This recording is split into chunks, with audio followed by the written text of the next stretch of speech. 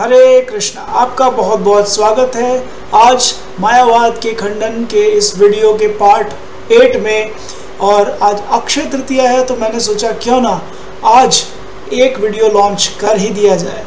तो मेरा विचार ये था कि हम मायावाद के कुछ मूल सिद्धांतों का खंडन करें और किसी व्यक्ति विशेष के ऊपर हम टिप्पणी नहीं करना चाह रहे हैं। अद्वैत के जो मूल सिद्धांत हैं, निर्गुण, निराकार, सगुण, साकार, इनके जो लीडर हैं जैसे पुरी के शंकराचार्य जी, उन्हीं का एक वीडियो लेंगे और हम समझने का प्रयास करेंगे कि वो क्या समझाना चाह रहे हैं। ठीक है, और उनके इस छोटे से वीडियो जो हम देखने वाले हैं 2 मिनट का वीडियो, उससे हम कुछ टॉपिक्स पिक करेंगे जो उन्होंने एक्सप्लेन किया है मायावाद को या फिर निर्गुण निराकार को सगुण साकार से कैसे जोड़ा है, ये सब वो समझाने का प्रयास कर रहे हैं। तो इस वीडियो का लिंक भी मैं नीचे दूंगा ताकि आप उस वीडियो को अपने लेवल पे देख सकें।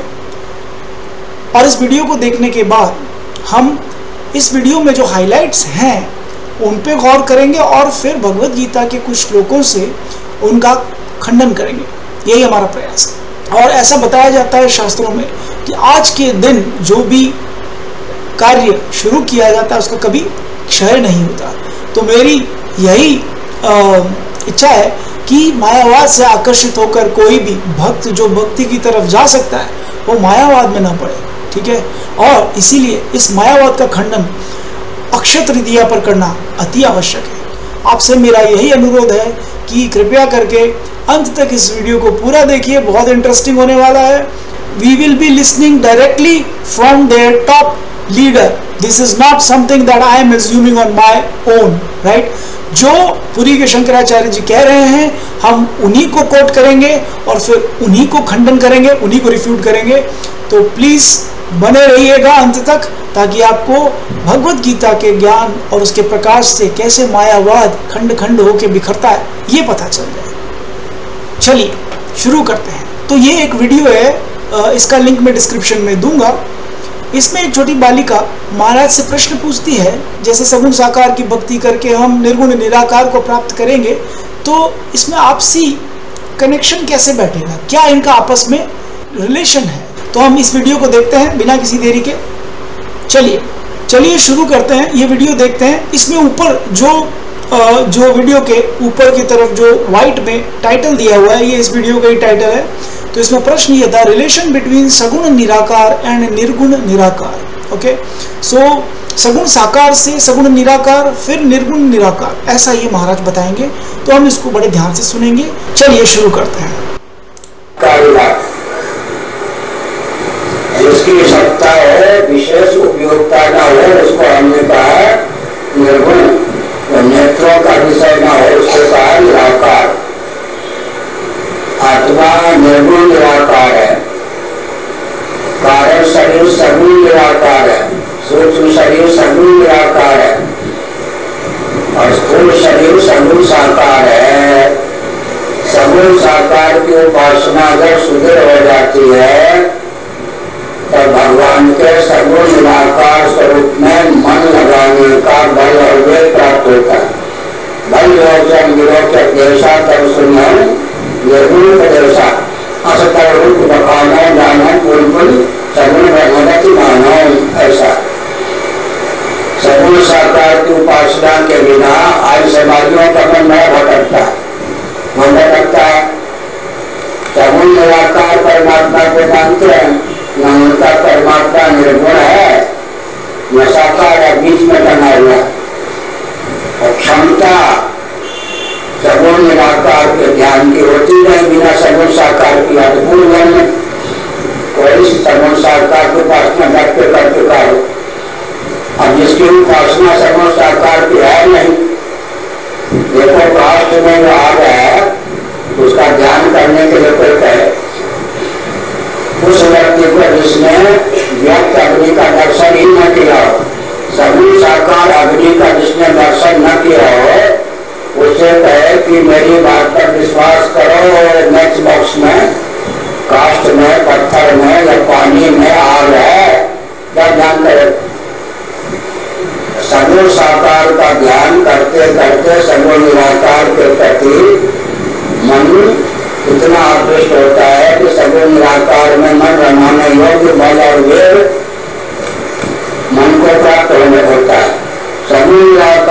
ध्यान करते करते थे निर्गुण निराकार के ध्यान की क्षमता प्राप्त होती है। निर्गुण निराकार का ध्यान परिपुष्ट होता है तब निर्विकल्प समाधि होती है।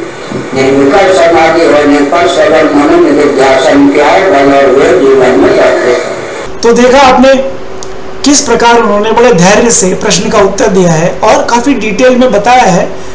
चलिए हम देखते हैं क्या हाइलाइट्स हैं इस वीडियो के। तो इस वीडियो के जो हाइलाइट्स हैं वो हैं, एक तो महाराज जी ने एक्सप्लेन किया निर्गुण।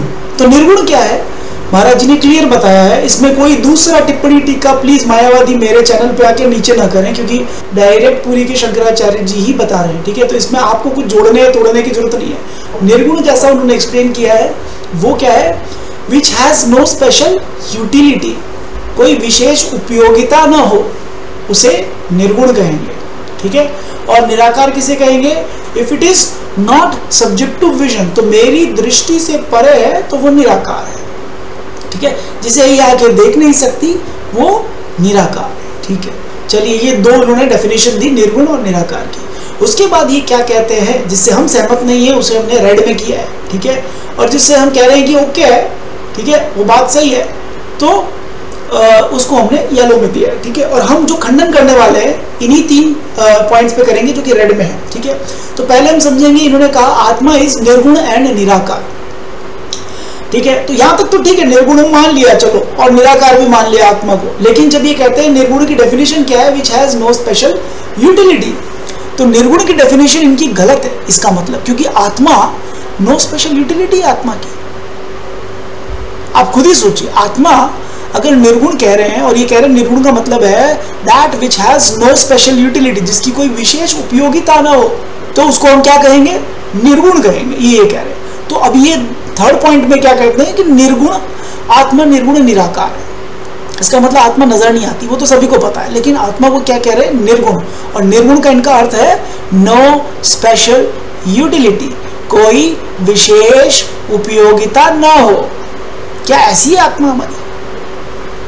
पूरा सृष्टि भगवान ने सिर्फ जीवों के उद्धार के लिए किया है, ठीक है। और जो भौतिक जगत है इसमें भगवान आत्माओं को स्थापित करते हैं ताकि आत्मा कर्म चक्र से आगे बढ़े, अपने कर्मों के फल को भोगकर मैच्योर्ड हो, परिपक्व हो, और वो अंत में समझ पाए कि परम पुरुषोत्तम भगवान श्री कृष्ण ही सभी कारणों के कारण है और आत्मा स्वयं उनका सेवक है। तो आत्मा जो कि भगवान का नित्य सेवक है और वो सेवा से जो आनंद प्राप्त करता है वो किसी भोग विषय इंद्रिय तृप्ति से नहीं मिल सकता उसे। यही भक्ति है और यही आत्मा का मूल स्वरूप है। और हम भक्ति में क्या कहते हैं, आत्मा भगवान का अभिन्न अंग है, ठीक है। और ये क्या कहते हैं, आत्मा की कोई स्पेशल यूटिलिटी नहीं है। वाह, हम इसी बात का खंडन करेंगे, ठीक है। आगे इनका कहना है कारण शरीर है जो कि सगुण निराकार है, सूक्ष्म शरीर है जो कि सगुण निराकार, सब कुछ सगुण है, ठीक है, उसमें हमको कोई आपत्ति नहीं है। लेकिन जो निर्गुण की बात करते हैं वो गलत है। निराकार तो बहुत सारी चीजें हैं, ठीक है, आपकी बुद्धि भी निराकार है लेकिन वो गुणमयी है, ठीक है। तो आगे बढ़ते हैं। तो हम ये पॉइंट, एक आत्मा निर्गुण है जो कि इसकी कोई स्पेशल यूटिलिटी नहीं है, ये बात का हम खंडन करेंगे।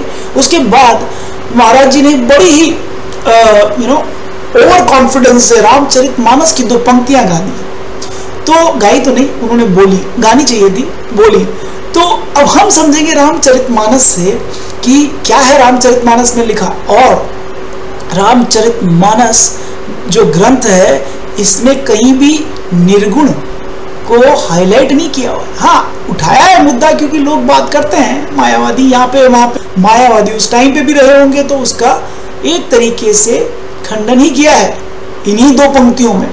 और महाराज इतने कॉन्फिडेंस से इन्हीं 2 पंक्तियों को कोट करके ये कह रहे कि क्या ऑर्डर है, the order is according to Maharaj. The 5th point जो मैंने लिखा है वो है अद्वैतिक प्रोग्रेशन में महाराज जी क्या कहते हैं कि पहले आप भक्ति करेंगे सगुण साकार की तो आपका मन रमेगा सगुण निराकार में, और फिर सगुण निराकार में आपका ध्यान लगने के बाद निर्गुण निराकार में आपका बल बढ़ेगा। सभी इनके अकॉर्डिंग तो सभी निर्विकल्प समाधि की तरफ ही अग्रसर हैं, तो भगवान तो निर्विकल्प समाधि में केवल्य में स्थित है ना।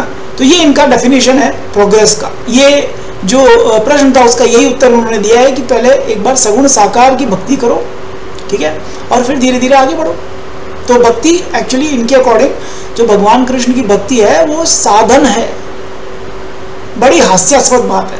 वो कहते हैं भगवान की भक्ति एक साधन है, साध्य तो निर्विकल्प समाधि है। हरि बोल। चलिए इस बात का भी हम खंडन करेंगे। तो आगे बढ़ते हैं। सबसे पहले हम देखेंगे कि महाराज जी ने रामचरितमानस की 2 पंक्तियां गाई, वो क्या है और कैसे वो उसको आउट ऑफ कंटेक्स्ट, ठीक है, वो इन पंक्तियों को आउट ऑफ कंटेक्स्ट कोट कर रहे हैं और ये बहुत अवसरवाद का प्रतीक है। और मतलब आप रामचरितमानस की बाकी सब चीजें तो कोट करते नहीं हो, उसका भजन कीर्तन तो करते नहीं है, उसका प्रचार तो करते नहीं हो, और अपना काम सिद्ध करने के लिए अपना मतलब निकालने के लिए उसमें से कभी कभार एक आध कोई पंक्ति निकाल के किसी को पढ़ देते हो। ये बहुत गलत है। रामचरितमानस की जो 2 पंक्तियां उन्होंने बोली, भरी लोचन बिलो की अवदेशा तब सुनी हो निर्गुण उपदेशा, ठीक है। तो इसमें जैसा मैंने इधर क्लियर किया, आप इस टेक्स्ट को ध्यान से पढ़िए। इसमें मैंने क्या लिखा है, अ डिवोटी इज डिक्लेयर कर रहे हैं कि after feasting his own eyes on Lord Ram Avadhesha will he be interested in any discourse about nirgun Brahm, formless god. This shows a clear priority given to sagun Bhagwan. तो यहाँ पे भगवान के रूप को देखते हुए वो जो ये पंक्ति बोल रहे हैं, वो दृष्टा ये कह रहे हैं कि प्रभु मैं आपकी भरी लोचन, प्रभु कह रहे हैं प्रभु मैं अपने आंखों को भर लेऊं आपकी भरी लोचन बिलो की अवदेशा तब सुनी हो निर्गुण उपदेशा। इस श्लोक के आसपास के श्लोक महाराज जी कोट नहीं करते हैं, ठीक है।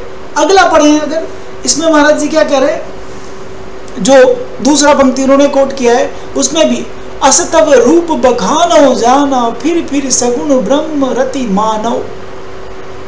इसमें भी जो स्पीकर है वो ये एक्नॉलेज कर रहा है कि Lord Ram is Brahman himself. Bhagavad Gita में भगवान यही कहते हैं, मैं ब्रह्म का आधार हूं। भगवान कृष्ण ब्रह्म का आधार है। ये एक श्लोक है, अभी हम देखेंगे उस श्लोक को, तो उसको तो ये रिफ्यूट नहीं करेंगे। और ये क्या कोट करेंगे कि भगवान की भक्ति कर लो पहले और उसके बाद आप निर्गुण पे जाओ, फिर निर्विकल्प समाधि पे चले जाओ। अरे भाई ऐसा नहीं है, ठीक है। अगर निर्विकल्प समाधि जाना आपका ध्येय है तो आत्मा को आप निर्गुण ही मानेंगे। आप ये कहेंगे कि आत्मा का कोई विशेष उपयोगिता नहीं है, लेकिन ऐसा नहीं है। आत्मा जैसे इस भौतिक जगत में शरीर धारण करती है, वैसे आत्मा की उपयोगिता आध्यात्मिक जगत में भी है, ठीक है। तो यहाँ पे इस दूसरे वाले टेक्स्ट में भी, इसमें भी यही कन्फेस किया है कि my heart is repeatedly taking delight in Ram's personal form. ये जो स्पीकर है वो ये कह रहे हैं कि आपके जो सगुण ब्रह्म है, आपका जो रूप है, उसमें मेरा हृदय बहुत आनंद ले रहा है, ठीक है। दिस अगेन एम्फसाइजेस व्हाट, भक्ति, ठीक है। ये भक्ति को हाईलाइट करते हैं Ramcharitmanas.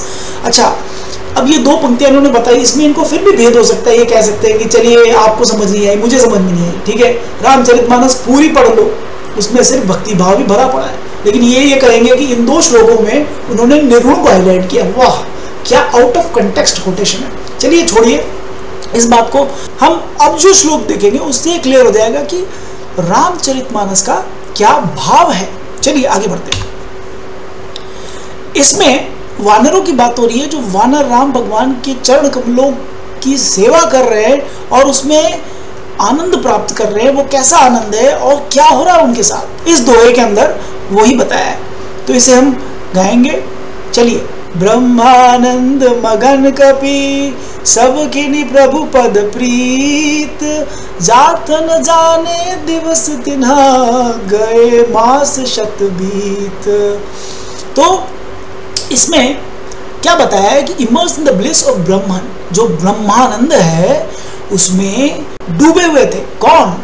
All the monkeys were deeply in love with the lotus feets of the lord. अब इसमें क्लियर बताया गया है कि ब्रह्मानंद जो है, इसके पीछे ये मायावादी तरसते हैं, उसमें वो वानर भगवान के चरण कमलों का ध्यान करके ऑटोमेटिकली ब्रह्मानंद में डूबे हुए थे।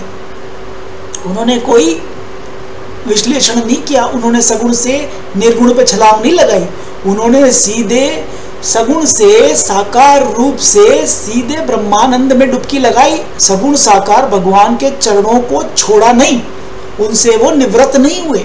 वो माया नहीं है, वो विद्या माया नहीं है, वही चरण कमल इस पूरी सृष्टि का आधार है। वो वानर उस आधार को देखकर छोटा मोटा जो आनंद है ब्रह्मानंद में रत थे। और उनके साथ क्या हो रहा था? Unaware of how time passed for them 6 months went like mere days। उन वानरों को ये नहीं पता चला कब 6 महीने निकल गए। वो भगवान के चरण कमलों का ध्यान करके ब्रह्मानंद में आनंद ले रहे थे। तो Brahmanand is like a by product, ठीक है। भुक्ति मुक्ति सिद्धि कामी सकलैव अशांत। मायावादी सिद्धि के पीछे भागते हैं, वो भुक्ति के पीछे नहीं, मुक्ति के पीछे नहीं, सिद्धि के पीछे भागते हैं। तो ये बताया जाता है शास्त्रों में कि जो भोग रहा है, भुक्ति, मुक्ति है, मुक्ति मोक्ष प्राप्त करना है जिसको, सिद्धि जिसको कोई सिद्धि प्राप्त करनी है ब्रह्म की, या फिर कामी जो कि है कोई मन की कामना पूरी करनी है, उसको कर्म करने, काम उसके कुछ इच्छाएं हैं।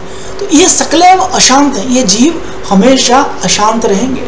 लेकिन कृष्ण भक्त निष्काम अतएव शांत। कृष्ण भक्त निष्काम कैसे हुआ? कि वो भगवान के चरणों की सेवा करने के लिए और भगवान की प्रसन्नता के लिए कार्य करता है। इसलिए जैसे अर्जुन ने युद्ध लड़ा, वो खुद अपने लिए नहीं करना चाह रहा था। वो अर्जुन कहता है कि मुझे युद्ध नहीं करना, मैं अपने प्रियजनों को नहीं मारूंगा।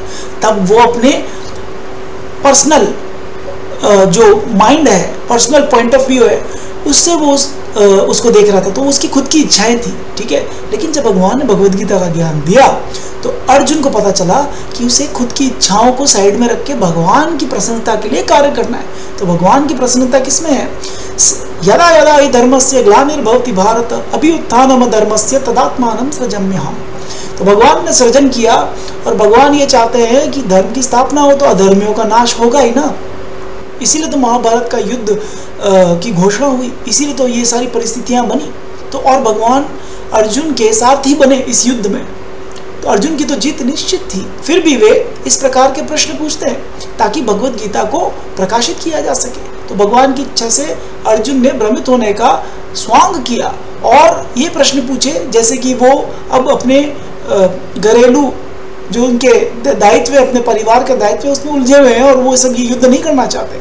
लेकिन अर्जुन तो परम ज्ञानी थे, पर फिर भी उन्होंने ये प्रश्न पूछा ताकि भगवान ये भगवत गीता का ज्ञान दे सकें। और उस ज्ञान को ग्रहण करने के बाद अर्जुन ने युद्ध किया भगवान की प्रसन्नता के लिए।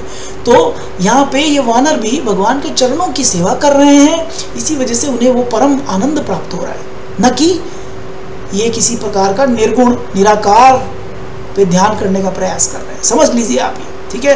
डायरेक्ट भगवान के श्री चरणों की सेवा करके उस ब्रह्मानंद को प्राप्त हो गए जिसका मायावादी बहुनाम जन्म नामंते ज्ञानवान माम प्रपद्यते, वहां तक नहीं पहुंच पाते बहुत जन्म लेने के बाद भी।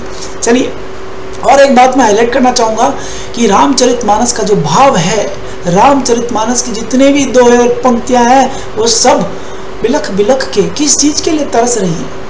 वो सभी एक ही भाव की तरफ आकर्षित हो रही है। क्या? अंत काल रघुपतिपुर जाहि। हमें कहाँ जाना है? हमें ये शरीर छोड़ के रघुपति के धाम में जाना है। यही भाव है। ढूंढ के देख लो, पढ़ के देख लो। आज के बाद कभी आप अगर ये सुने किसी मायावादी के मुख से कि रामचरितमानस में ये लिखा है और निर्गुण है, तो आप समझ जाना कि भाव नहीं पकड़ते। ये क्या पकड़ते हैं? शब्द पकड़ते हैं। ये वैसे ही है कि एक ऑपरेशन थिएटर में डॉक्टर सर्जरी कर रहा है और उसने उस जो पेशेंट है उसके शरीर के अंगों और शरीर को ही सत्य मान लिया, आत्मा को भूल गया। वो भाव नहीं पकड़ते, भाव ही आत्मा है। उस भाव को नहीं पकड़ेंगे, उसके शब्द पकड़ लेंगे और उन शब्दों का विश्लेषण करके उससे आपको मिस इंटरप्रेट करके कंफ्यूज करेंगे। तो ये समझ में आ गया आपको रामचरितमानस, जो कि एक बहुत बड़ी गलती थी महाराज जी। उनको नहीं कोट करना चाहिए था, उनको अपने ही ग्रंथों से कोट करना चाहिए, भक्ति के ग्रंथों पे नहीं आना चाहिए इनको, ठीक है।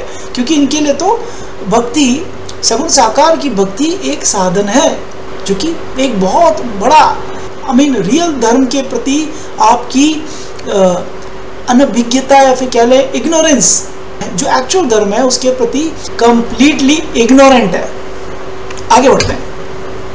तो हम पहला प्रश्न ये पूछेंगे महाराज जी से कि चलिए आप कहते हैं आत्मा का कोई स्पेशल यूटिलिटी नहीं है, कोई विशेष उपयोगिता नहीं है आत्मा की, ठीक है।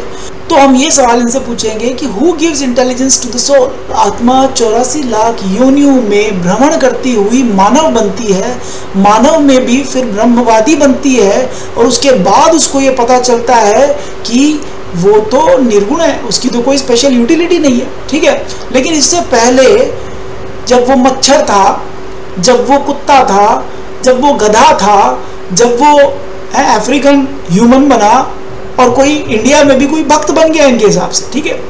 सब ये निम्न कोटि है, ठीक है। तो इनमें जब था तो धीरे धीरे उसने प्रोग्रेस करके ह्यूमन फॉर्म प्राप्त किया। तो जब जीव 84 लाख योनियों से होकर मानव बना, और मानव बनने के बाद भी वो मायावादी बना, और मायावादी में भी जब वो धर्म गुरु बन गया, उसके बाद वो ये कह सकता है कि आत्मा निर्गुण है, उसकी कोई स्पेशल यूटिलिटी नहीं है, ठीक है। तो उससे पहले मेरा प्रश्न ये है कि उससे पहले जब वही आत्मा मच्छर थी, चमगादड़ थी, कुत्ता थी, घोड़ा थी, गधा थी, गाय थी, ठीक है, यहां तक उसको कौन इंटेलिजेंस दे रहा था? उसकी प्रगति कैसे हुई बताइए, कैसे हुई? कोई है उत्तर आपके पास? जब आत्मा की कोई विशेष उपयोगिता नहीं है तो उसको उपयोगी क्यों बनाया जा रहा है? एक अमीबा से लेकर एक गऊ तक कितना उपयोगिता में विस्तार हुआ है, कॉम्प्लेक्सिटी बढ़ गई है। गाय के अंदर मानव के समतुल्य भाव होते हैं। तो इतनी प्रोग्रेस, इतना नॉलेज, इतना इंटेलिजेंस आत्मा के पास, जिसकी तो कोई यूटिलिटी नहीं है, निर्गुण है वो तो उसको ये ज्ञान कैसे आया? कौन दे रहा है ज्ञान? इनके पास कोई उत्तर है? अच्छा, अविद्या माया दे रही है, वाह। और विद्या माया जो है नहीं, वो ब्रह्म को ज्ञान देगा। चलिए, तो भगवत गीता से हम समझेंगे कि कौन ये ज्ञान दे रहा है। भगवान भगवत गीता के 15 श्लोक में क्या कहते हैं? वो श्लोक कुछ ऐसा है, सर्वस्य चाहं हृदि सन्निविष्टो मत्तः स्मृतिर्ज्ञानमपोहनं च वेदेषु सर्वैरहमेव वेद्यो वेदान्तकृत् वेदविदेव चाहम्। तो भगवान इस श्लोक में कहते हैं कि मैं सभी जीवों के हृदय में बैठा हूँ, ठीक है, और मुझी से स्मृति और विस्मृति आती है। तो स्मृति कौन दे रहा है? भगवान दे रहे हैं। ज्ञान कौन दे रहा है? भगवान दे रहे हैं। और भी श्लोक हैं, वजदाम प्रीतिपूर्वकम ददामि बुद्धि योगम तम। वहाँ भक्तों को भगवान ज्ञान देते हैं जो उनका प्रीतिपूर्वक भजन करते हैं। तो इस श्लोक से हमें क्लियर हो गया होगा कि intelligence is not a property of a formless attributeless substance, for sure, right, as claimed by Mayavadis. It is completely false. And Lord Krishna, who resides in the heart as Paramatma, he gives the supreme intelligence to the jiva. Let us move forward. Who supplies the material body and maintains it? मेरा प्रश्न है महाराज से कि आपको भौतिक जगत में ये शरीर कौन दे देता है? आप तो अपने आप को आत्मा मानते हैं, तो शरीर कैसे धारण कर लेती है आत्मा फिर? जब आत्मा की कोई विशेष उपयोगिता नहीं है तो वो शरीर क्यों धारण कर रही है? उसे ये कैसे ज्ञान होता है कि उसकी कोई विशेष उपयोगिता नहीं है, लेकिन फिर भी 84 लाख योनियों में एक क्रमबद्ध तरीके से भोग करते हुए अंत में मानव बनता है और फिर कर्म करने लायक बनता है? तो ये तो बहुत बड़ा आयरनी है. So who supplies the material body then? तो हम भगवद गीता के श्लोक 9.10 से यही समझ सकते हैं, मयि अध्यक्षेण प्रकृति सूयते सचराचरम हेतु नानेन कौन्तेय जगत विपरिवर्तते. तो इसमें भगवान क्या कहते हैं कि the material nature which is one of my energies, my adhyakshena, I am the adhyaksha, I am controller of that material energy which we call maya. तो भगवान उस मटीरियल एनर्जी के अध्यक्ष हैं. भगवान कहते हैं मैं अध्यक्षेन प्रकृति सूयते स चराचर. चर और अचर, जो जीव मूवेबल हैं या फिर इमूवेबल हैं, ये सभी उत्पन्न होते हैं उस प्रकृति से जो मेरी अध्यक्षता में कार्य करती है. ये 9.10 में लिखा है. बहुत क्लियर भगवान कर रहे हैं, इससे ज़्यादा क्लियर वो नहीं कर सकते। अब आप उसको मिस इंटरप्रेट करने का ही आपका उद्देश्य है तो आप उसे मिस इंटरप्रेट ही करेंगे, ठीक है। तो इससे पता चलता है कि शरीर कौन दे रहा है, जीव को। The body made of 5 elements is not just imagined by the soul, ठीक है। ये जैसे कहते हैं कि आत्मा का कल्पना कर रही है, वो माया में घुस के कल्पना कर रहा है ब्रह्म कि उसका शरीर है। तो body made of 5 elements is not just imagined by soul, nor does it arise automatically from impersonal Brahman. It is created and sustained under Krishna's supervision. Mayadhyakshena prakriti. By his external potency, external energy. ठीक है, तो ये बहिरंगा शक्ति की बात होती है। यही माँ दुर्गा है जो इस भौतिक जगत में सुप्रीम एनर्जी है भगवान की, जो कि भगवान की बहिरंगा शक्ति है, ठीक है। और उन्हीं से सब कुछ उत्पन्न होता है। भगवान की अध्यक्षता, भगवान स्वयं श्री कृष्ण की अध्यक्षता में कार्य करती हैं। हरे कृष्ण। आगे बढ़े। अब इस पॉइंट में हम ये देखना चाहते हैं कि भगवान के समतुल्य कभी नहीं होता जीव, ठीक है। जो आत्मा है इनके अकॉर्डिंग, जो कि जिसकी कोई विशेष उपयोगिता नहीं है, वो निर्गुण है और निराकार है, तो वो निर्गुण निराकार परम ब्रह्म के जो आधार है भगवान स्वयं श्री कृष्ण, वहां तक आत्मा कभी नहीं पहुंच सकती। आत्मा भगवान की बराबरी नहीं कर सकती। आत्मा का शाश्वत स्वरूप कुछ और है, ये भगवान के समतुल्य कभी नहीं है। और भगवान इसकी पुष्टि करते हैं भगवद गीता के श्लोक में। तो भगवद गीता का जो श्लोक है 15.7, उसमें भगवान बताते हैं, मामेवांशो जीव लोके जीव भूत सनातना मन षष्ठानि इंद्रियाणि प्रकृतिस्थानि कर्षति। Living entities in this conditional world are my eternal fragmental parts. सुना आपने? Eternal fragmental parts. ममे वांशो जीव लोके जीव भूता सनातन। तो भगवान कह रहे हैं कि मेरा अंश है, जो जीव है वो सनातन है, जो आत्मा है वो सनातन है। और भगवान क्या कहते हैं? Due to condition life they are struggling very hard with 6 senses which includes the mind, ठीक है।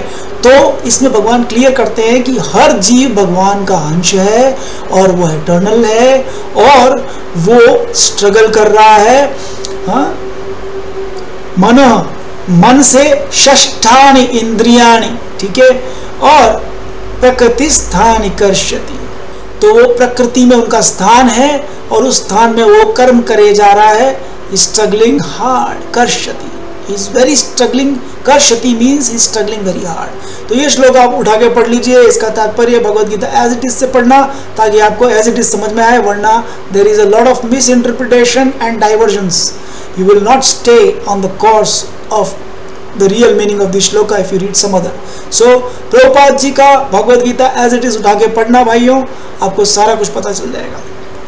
तो हम क्या सिद्ध किया कि अगर आत्मा ब्रह्म है, खुद ब्रह्म है, जो कि नहीं है, जो अद्वैती कहते हैं कि है, तो it wouldn't struggle in the illusion. अगर आत्मा ही ब्रह्म है तो इस इल्यूजन में वो नहीं पड़ती, ठीक है। The very fact that the soul forgets its identity and is bewildered shows that it is dependent on the supreme lord and not identical. भगवान के समतुल्य तुम कभी नहीं हो सकते। यही मायावाद है। इसी वजह से इसे मायावाद कहते हैं। इसी वजह से इन्हें कृष्ण के अपराधी कहते हैं, क्योंकि ये भगवान की बराबरी, पहली बात तो ये भगवान के रूप को ही नकारते हैं, उसके बाद सभी देवी देवताओं को भगवान के बराबर बोलते हैं और उसके बाद कहते हैं कि मैं भी एक दिन वही बन जाऊंगा, ठीक है। तो ये है मायावाद का अपराध। चलो आगे बढ़ते हैं, अगला पॉइंट देखते हैं। बहुत सारे पॉइंट है मेरे पास, ठीक है। 4th पॉइंट, अगेन इसके अंदर मैं भागवतम का एक श्लोक बता रहा हूं और भगवद गीता का भी एक श्लोक कोट किया है मैंने, तो ये आप पढ़ लीजिएगा। इससे भी आपको क्लियर हो जाएगा कि किस प्रकार एक जीव शरीर धारण करता है, ठीक है। यहाँ पे कहीं पे भी इमेजिनेशन की बात नहीं हो रही है। शरीर धारण कर रहा है कर्मों के अनुसार। कर्म के जो नियम है वो भगवान ने इसलिए बनाए ताकि जीव अपने कर्मों, अपने गुणों और कर्मों के आधार पे वर्ण और आश्रम में स्थित होकर धीरे धीरे प्रगति करके सत्वस्थ हो जाए और फिर भक्ति करने लायक हो जाए और अंत में वो भक्ति को प्राप्त हो। यही मानव जीवन होने का सार है। अब कोई डाइवर्जन, कोई दूसरा मिस इंटरप्रिटेशन आप भगवद गीता के मैसेज का करेंगे तो आप अपना और दूसरे जीवों का नुकसान कर रहे हैं और आपको ऐसा नहीं करना चाहिए। चलिए आगे बढ़ते हैं। तो अब हम समझेंगे कि what is wrong with impersonal view. हाँ, जो निर्विशेषवाद है इसमें गलती क्या है। अद्वैत क्या कहते हैं, किस बात पे वो बार बार डिबेट करते हैं। वो ये कहते हैं कि सोल इज एक्चुअली ब्रह्मांड, भगवान है, वो गॉड है, ब्रह्म है, समतुल्य है भगवान के, and he has forgotten it. अब उसको पता नहीं है कि वो भगवान, तो ये कैसा भगवान है भाई, खुद को ही भूल गया। द वर्ल्ड इज माया, वो कहते हैं सब कुछ माया है, इल्यूजन है, ये है नहीं, सब मिथ्या है। ठीक है, the body is just a projection and not real. शरीर क्या है, कल्पना है, स्वप्न है, आपका स्वप्न है, बहुत रियल है भाई। एक स्वप्न और रियलिटी में बहुत फर्क होता है। शरीर वो भी होता है, स्वप्न का भी, लेकिन आपकी विश्राम के लिए वो दिया जाता है। किसके, इस भौतिक जगत के शरीर को विश्राम मिले, ये निष्क्रिय रहे कुछ टाइम तक, ताकि इसमें जो रिसाइकल है वो कौन कर रहा है, इनसे पूछें। आपका शरीर जब आप सो रहे होते हो तब कौन उसे वापस हील करता है, उसे वापस उसको नया जैसा कौन बनाता है रोज रात को। ये ऊर्जा कहाँ से आती है, माया कर रही है। क्यों कर रही है भाई, जब सब कुछ मिथ्या है तो एक बार सोए और उसको जैसा है वैसे ही उठाओ, उसको हील करके तरोताजा क्यों करती है माया। ये माया भगवान की प्रकृति है, माँ है हमारी। ठीक है, और वो क्या कर रही है, आपके शरीर को वापस पोषण दे रही है, ताकि आप अगला दिन फिर देखें, अगले दिन फिर खा सके, अगले दिन फिर मायावादी प्रवचन दे सके। जी हाँ, जो भक्त नहीं है उनको तो यही कहना पड़ेगा ना।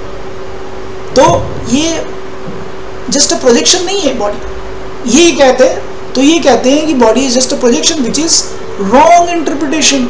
ठीक है, एंड इनके हिसाब से liberation means merging into formless Brahman and losing individuality. आपकी व्यक्तिगत पहचान जो है, जीव की व्यक्तिगत पहचान जो है, हर जीव दूसरे जीव से बिल्कुल अलग है। अगर दो जुड़वा जीव भी पैदा होते हैं, भाई है मान लो, दोनों बिल्कुल हम शक्ल, तो भी उनके फिंगरप्रिंट्स मैच नहीं करते, उनके भाव देखा जाता है कभी मैच नहीं करते, उनकी चॉइसेस मैच नहीं करती।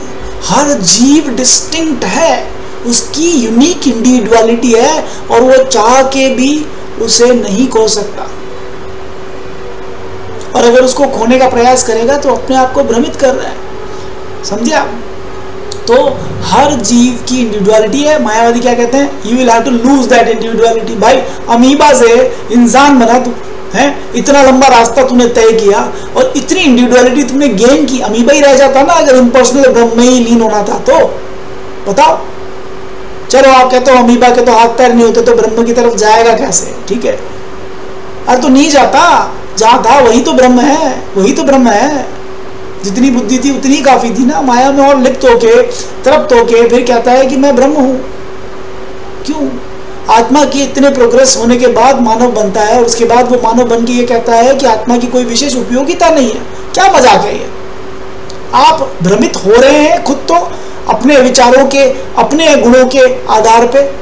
ठीक है, पर आप भक्ति को नीचे दिखा रहे हैं, ये गलत है। इसलिए आपका खंडन होना चाहिए, और आपका खंडन इस प्रकार होना चाहिए कि आपको इसी जीवन में ये बोध हो जाए कि वासुदेव सर्वमिति स महात्मा सुदुर्लभ। आप वही दुर्लभ महात्मा बन जाए, मेरा यही प्रयास है।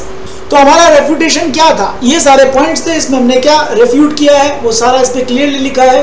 तो इनका मूल मुद्दा ये है कि भाई आप अपनी इंडिविजुअलिटी लूज करोगे, निर्गुण निराकार हो जाओगे, जो कि भगवत गीता के पहले श्लोक, जो कि वेरी फर्स्ट फ्यू श्लोक्स में भगवान क्लियर कर देते हैं अर्जुन को कि न त्वेवाहम जातु नासम। ये श्लोक है 12.2 दूसरे अध्याय का 12वां श्लोक है। न त्वेवाहम जातु नासम न तामने में जनाधिप न चैव न भविष्याम सर्वे वयमतः परम। भगवान कहते हैं कि न तो तू, न ये राजा, और न मैं, ऐसा कोई टाइम नहीं था जब ये एग्जिस्ट नहीं करते थे, और ऐसा कोई टाइम नहीं होगा जब ये एक्सटिंक्ट हो जाएंगे। हमेशा एग्जिस्ट करेंगे, इनका कभी नाश नहीं होगा। ये वेरी फर्स्ट इंस्ट्रक्शन है भगवान का अर्जुन को, और ये वहीं से भ्रमित हो गए। और ये एंड में जाके कोई एक श्लोक निकालते हैं जिसके अंदर हाँ यहाँ पे ब्राह्मण की बात हो रही है। कमाल है यार, आप लोग भगवत गीता उठाओ ही मत, पढ़ो ही मत। ठीक है, आप अपने ही मायावादी ग्रंथ पढ़िए, उसी से आपको संतोष मिलना चाहिए। अगर आप भगवत गीता में घुस के पढ़ेंगे और उसका मिस इंटरप्रिटेशन करेंगे और फिर ये कहेंगे कि भक्ति पहले कर लो, ये साधन है, साध्य तो निर्गुण है, तो हम आपका खंडन करेंगे। जो हमने अभी एक श्लोक देखा था जिसमें भगवान कहते हैं ममेवांशो जीव लोके जीव भूत सनातन, जो 15.7 श्लोक है, उसमें भगवान यही बताना चाह रहे हैं। और उसके अलावा भी कुछ श्लोक मैं पीछे बता रहा हूँ, श्लोक संख्याएं हैं, इनसे आप अगर देखेंगे तो इसमें यही बताया गया है कि कृष्ण इज सच्चिदानंद विग्रह, ठीक है, full of eternity, knowledge and bliss, and a form with qualities not formless. Krishna is full of his रूप, गुण, लीला, he is not attributeless, not formless, ठीक है। तो अद्वैतिक प्रोग्रेशन, अब इसमें जो दूसरा पॉइंट उन्होंने महाराज जी ने पॉइंट किया था कि भाई पहले निर्गुण निराकार की भक्ति करने से पहले सगुण साकार की करनी पड़ती है, वरना तुम आर्य समाजी हो जाओगे। अरे भाई आर्य समाजी जो समाज ही नहीं है, वो तो सिर्फ एक नाम आर्य, जो भगवद गीता में एक श्लोक में आता है, उसको उठा के अपना समाज बना लिया उन्होंने, वो तो चैप्टर है, उनको कोई मतलब नहीं है भक्ति से, न जीव से, न उद्धार से, वो समाजवादी है, ठीक है। उनको पॉलिटिकल पार्टी खोल लेनी चाहिए। उनकी बात नहीं कर रहे हैं आप, उनको क्यों बीच में ला रहे हो? हम आध्यात्मिक की बात कर रहे हैं, आप आर्य समाजी बीच में ले आते हो। तो अद्वैतिक प्रोग्रेशन की बात हो रही है। यहाँ पे क्या बात हो रही है कि ये कहते हैं सगुण साकार की भक्ति करो पहले, फिर सगुण निराकार में मन साथ सदेगा, फिर सगुण निराकार का साधते साधते निर्गुण निराकार का सदेगा, और उसके बाद ये कहते हैं कि निर्विकल्प समाधि, जिसमें आपके पास और कोई विकल्प नहीं है, आप एक सिंगुलैरिटी केवल में स्थित हो जाएंगे और वो ही पूर्ण सिद्ध, तब आपको ब्रह्मबोध हो जाएगा। This particular type of model presumes that the ultimate truth is formless, ये कह रहा है, ठीक है। और इस ट्रुथ से, ये जो इनका वाक्य है, इससे ये पता चलता है कि ये कह रहे हैं ultimate truth is formless, and form जो कि साकार रूप है इज टेम्पररी एंड लोअर। ये भक्ति को, भगवान के साकार रूप को निम्न दिखाते हैं। And a notion Bhagavad Gita directly refutes. This particular concept is refuted by Krishna in Bhagavad Gita. If you are trying to prove Nirvisheshvad, then you will pick words and not the meaning. इसे कहते हैं reading between the lines or getting the essence. Okay, भाव है भगवद गीता में, जो भाव है, जो मैसेज है, उसे प्राप्त करना, उसे समझने के लिए आपके पास भक्त का दिमाग होना चाहिए, आपको भगवान के प्रति निष्ठा होनी चाहिए। आप उसको निराकार कह के भगवद गीता के अर्थ को कभी नहीं समझ पाओगे।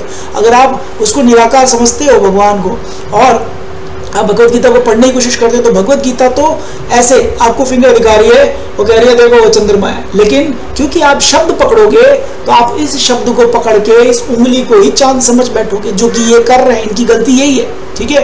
तो ये चीज समझनी होगी आपको कि you are looking at the finger being pointed to the moon, where god is pointing the real moon, and you are taking that finger for the moon.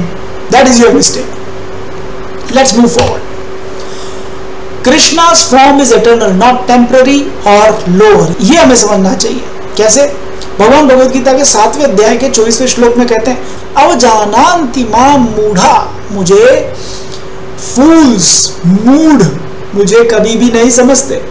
अवजानाति, fools deride me when I descend in the human form. They do not know my transcendental nature. I am the supreme lord of all that be. तो भगवान clear कर रहे हैं, भगवद गीता में absolute knowledge है, ठीक है, जो भगवान के मुख से निकला है। और वेद, क्योंकि हर प्रकार के जीव के लिए ज्ञान देना था, वेद रिलेटिव ट्रुथ है, ये तुलनात्मक सत्य है, क्या वेदों में दिया गया, और वो भौतिक जगत पे किस प्रकार आपको अपना काम चलाना है, सुखी रहना है, उसके लिए। अगर आपको भौतिक जगत के काल चक्र, जन्म, मृत्यु, बुढ़ापा और बीमारी से बाहर निकलना है, तो एक ही रास्ता है, भगवत धाम।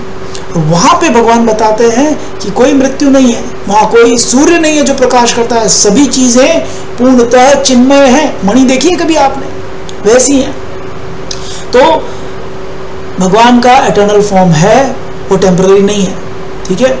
This directly refutes the idea that the sagun sakar form is not inferior, and Krishna declares it divine and misunderstood by the less intelligent or unintelligent, mood. Now let us look at formless Brahman is his subordinate feature. भगवान भगवत गीता में बोलते हैं 14वें अध्याय के 27वें श्लोक में, ठीक है, भगवान क्या बोलते हैं कि I am the basis of that impersonal Brahma. Krishna भगवान खुद कह रहे हैं कि I am the basis of that impersonal Brahma, ठीक है, which is immortal, imperishable, eternal, ठीक है, वो है, पर जब मैं उस ब्रह्म जो कि इम्पेरिशेबल सच्चिदानंद है उसका मैं आधार हूं, तो जब मैं किसी का आधार बनूंगा और वो चीज सच्चिदानंद है तो क्या मैं सच्चिदानंद नहीं होऊंगा? And this is very important shloka 14.27. You should read it and try to absorb it and then come out of your illusion, ठीक है. This श्लोक devastates the idea that Nirgun Brahma is supreme. You see, it clearly thrashes that idea. Not only thrashes, इससे पहले वाले श्लोक में हमने देखा भगवान कहते हैं कौन मुझे डिराइड करता है, कौन मुझे गलत समझ के गलत इंटरप्रिटेशन निकाल के लोगों को प्रचार करता है, एक मूड, ठीक है. आगे बढ़ते हैं और देखते हैं किस प्रकार भगवत गीता में ये मैसेज क्लियरली मिलता है कि भक्ति, भगवान के सगुण और साकार रूप की भक्ति ही परम लक्ष्य है, परम साधन नहीं, परम लक्ष्य. साधन भी वही है और साध्य भी वही है. जैसे रामचरितमानस के श्लोक में वानर भगवान के श्री चरणों का ध्यान करके ब्रह्मानंद में रत हो गए थे, ठीक है. तो भगवान कहते हैं भगवत गीता के 12वें अध्याय के दूसरे श्लोक में मय्या मनो ये माम नित्य युक्त उपासते श्रद्धया परयोपेता ते मे युक्त तम मतः. तो भगवान कहते हैं those who fix their mind on me, okay, मय्या युक्त मनः Partha,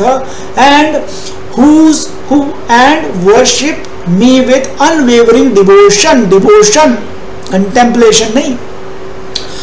Those people who fix their mind on me and with unwavering devotion they worship me are considered by me, who is me, Krishna, and he is Aadhar of impersonal Brahma, to be the most perfect. They are considered by me to be the most perfect. भगवान कितने दयालु है, वो आपकी free will का कितना ध्यान रखते हैं. वो ये नहीं कहते कि वे लोग जो मेरी पूजा करते हैं वे ही सबसे ऊपर है, नहीं, वो ये कहते हैं कि मुझे ऐसा लगता है, आर कंसिडर्ड बाय मी.